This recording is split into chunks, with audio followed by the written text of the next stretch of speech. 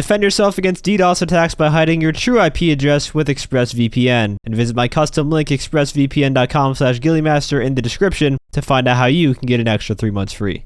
Hey everyone, and welcome back to another GTA Online in-depth guide here on my channel. Today I'm going to talk to you guys about everything pertaining to the new street dealers. For the past few days I've been collecting and organizing data to present to you guys in order to answer the question, is it really worth it to sell to the street dealers, or should you just continue doing businesses the normal way? I'm just going to warn you guys right now, this video is going to be quite numbers heavy, but I've tried my best to organize all the data in charts to make it as easy as possible to understand. Before we get into the numbers though, let's first talk about how the street dealers work. Each real life day, there will be 3 street dealers that spawn in, and these will appear in both invite only and in public sessions, so you don't have to be in like a session with other people or something. And these will be in the same locations for each player as well. And I will also leave a map that you can use to locate all of the street dealers each day in the description. Once you get close enough to a location, the dealer will appear on your map and you can just go over there and start selling to them. In order to sell to them though, you must own and have up and running the cocaine business to sell coke, the meth business to sell meth, and so on and so forth with the other 2 remaining products. And you can only sell a limited amount from each dealer as well, 1 coke, 2 meth, 10 weed, and 10 acid to be exact. Selling to the dealers will take product out of your MC businesses, or if you don't have any product in your MC businesses, it's going to take them out of your nightclub instead. However, you still need to have said businesses up and running, even though you're not using it to accrue goods for it in the nightclub. If the business isn't set up, it's not going to work. But the important thing to take away is it takes from your MC businesses before it takes from your nightclub. So if you have product in both your MC business and your nightclub, it's first going to take from the MC business, and then when that runs out, it'll take from your nightclub. Alright, now getting into the numbers, here is a big chart I put together for all of the recorded dealer prices over the past 4 days. Using this data, we can note a few things about how the entire thing works. I do want to clarify though, these values are all adjusted to be their regular sale amounts because right now there is a 1.5 times bonus going on. So for this week, you're going to see prices higher than the ones on display here. I divided all of the current boosted prices by 1.5 to get their regular sale values. You'll notice some of the values are marked in bold with italics and a star. This indicates when an item is at a premium price. Each dealer will always have 1 product that they have at a premium, which from this data suggests that the premium price boost is double the regular price. And in game, the premium product is going to be noted with a gold star next to it. By now, you've probably realized the values for day 1 on Thursday are very, very small in comparison to each subsequent day after. And I strongly believe that the 1.5 times boost on street dealers wasn't active for Thursday, even though it should have been, because if you multiply those adjusted Thursday values by 1.5, the numbers then resemble the other days set to their normal values, because remember, these are all adjusted to normal from the 1.5 times boosted values. So I think that something was messed up on the first day of the event week, and the data here is clear evidence of that. Another thing that we can take note of here is the frequency of an item having its premium price. From the 4 days, weed was sold at a premium 4 times, meth was sold at a premium 5 times, acid was sold at a premium 3 times, and coke, none. But when we're talking statistics and trying to calculate the chance of something occurring, I don't think we can make a correct judgment from this small of a sample size. I likely would have to jot down the premium price frequencies for like a month before having any data that's somewhat convincing. However, considering coke was never boosted during the 4-day span here out of 12 dealers, I would probably go ahead and say that the premium price for coke is likely to be the most rare, and that kind of makes sense because coke is the most valuable product here. But for the others, it's hard to say.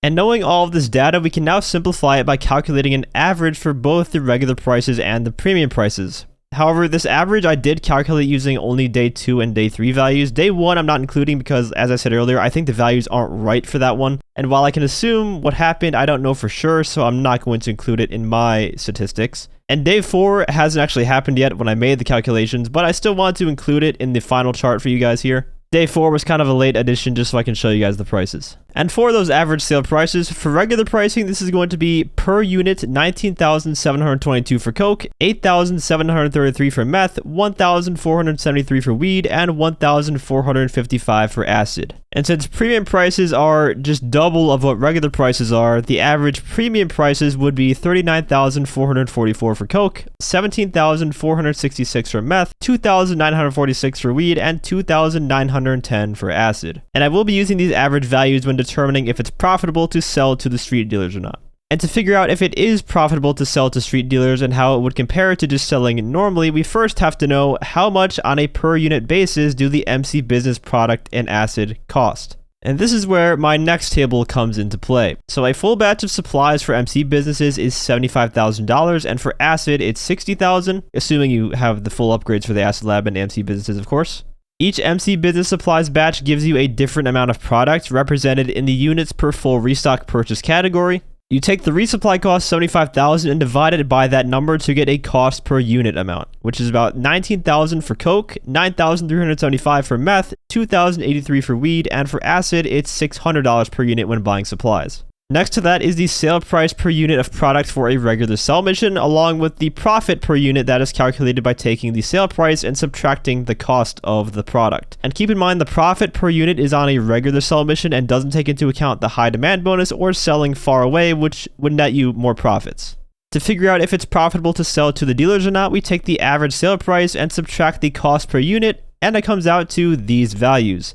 On average, if you sell coke to a dealer, you will make about $1,000 of profit per unit. For meth, you will actually lose money on average at the regular non-boosted prices, and it's the same with weed. You lose an average of $610 per unit if you sell to a street dealer at their normal prices. And for acid, you will make about $855 selling at regular prices. So yeah, compared to doing just a standard sell mission, it's obviously not going to be making even close to as much, but I don't think anyone is really shocked at that discovery. Going through a risky sell mission in some slow-ass vehicle is obviously going to pay you more money than just dumping it off to some street dealer in a matter of like 2 minutes. But how about the profits when you sell at the premium price? And this is where it gets interesting. For coke, you will make an average of $20,694 in profit when sold at the premium price. Meth is $8,091, no longer losing money. Weed, you are now making a profit of $863 instead of losing money, and for acid, you are making an average of $2,310 at the premium price. For the MC products, you're still better off doing a far sell mission, preferably with more players in the lobby so you get that high demand bonus and really boost your pay, and that would give you way more profits than even the premium price from the dealers. However, acid is actually a different story, because for the acid, there is no far sell mission to increase the value, and the high demand bonus only goes up to a 50% increase, and that premium sale profit average of $2,310 per unit is over the amount you would receive per unit even if you maxed out the high demand bonus on the standard rate. Okay, to clarify, I did redo my calculations, and it's not going to beat selling in a maxed out public lobby. The premium price on average per unit of acid would be like the equivalent of selling in a small public lobby. Of course, it is only going to be a max of 10 that you can sell at any one dealer, but it's still better than nothing. Now, there is another aspect to all of this, the Nightclub. If you don't have any product from your MC businesses to sell, it's going to take from your Nightclub business instead. And in the Nightclub, the South American imports translate to the coke business, pharmaceutical research is the meth business, and organic produce is weed. For profits on a normal sell mission, these are going to be 10% less than the actual worth of the unit, because Tony will actually take a 10% cut up to, I believe, $100,000 is the max cut form. The difference between the Nightclub and the MC business, though, is that with the Nightclub, there's no upfront cost for buying supplies, so your profit margins are basically going to go through the roof. You're going to have a lot more breathing room here. Essentially, the profit is just going to be the price you sell the product for, because there is no expense here. So if the product you're selling to the street dealers is coming from your Nightclub, at regular prices, you're still going to make a decent profit. Not as much as you would on a normal sell mission, especially if you include the high demand bonus. But for not having to do any work, it's still decent. And at the premium prices, it's actually way more worth it to sell to the street dealers than just doing a regular sell mission. Another difference, though, between the MC and the Nightclub is that the Nightclub does take much longer to produce units of product than the MC businesses. However, you could also do the Johan Source mission, CA goods in your Nightclub that way as well. Or let's not forget business battles in public lobbies. When you complete them, they give you stock for your Nightclub, which you could then use to sell to the dealers at any point. So to summarize all of that I just went over, I've set up kind of a decision chart to see it all laid out for you.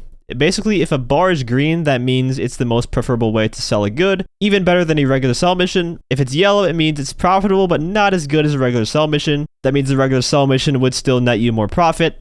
And red means you are just leaving with a net negative, and you should avoid doing this altogether. For the most part, you are still going to make a profit, just don't sell meth or weed from your MC businesses at the standard pricing. Now, during the current 1.5 times event week for street dealers, you will be profiting off of basically every sale you make, but just know that after this is over, it won't be like that, and you'll have to think about which sales you make.